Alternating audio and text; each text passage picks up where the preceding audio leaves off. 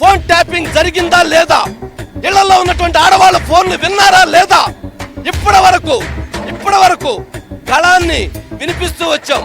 ఇక నుంచి మరింతగా ప్రశ్నిస్తాం, వాస్తవాలను బయట పెడతాం, ప్రపంచానికి తెలియజేస్తాం. భారతదేశంలోనే అత్యంత నీచమైనటువంటి హేయమైనటువంటి చర్య రాజకీయ నాయకులవి, జర్నలిస్టులవి, మీడియా అధిపతులవి, వ్యాపారవేత్తలవి, సినిమా వాళ్ళవి ఫోన్లు ట్యాప్ చేయటం ఏంటండి? ఇంట్లో ఆడవాళ్ళ ఫోన్లు ట్యాప్ చేయటం ఏంటండి?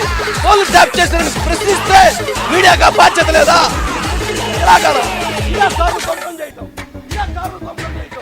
ఇదా ధ్వంసం చేయటం? ఈ రకంగానా? ఇదా ఏమైపోవాలి?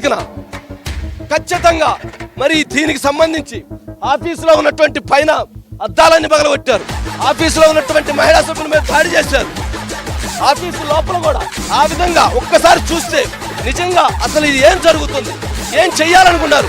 భయపెట్టి ప్రజాస్వామ్యాన్ని నిర్వహించాలనుకుంటున్నారా?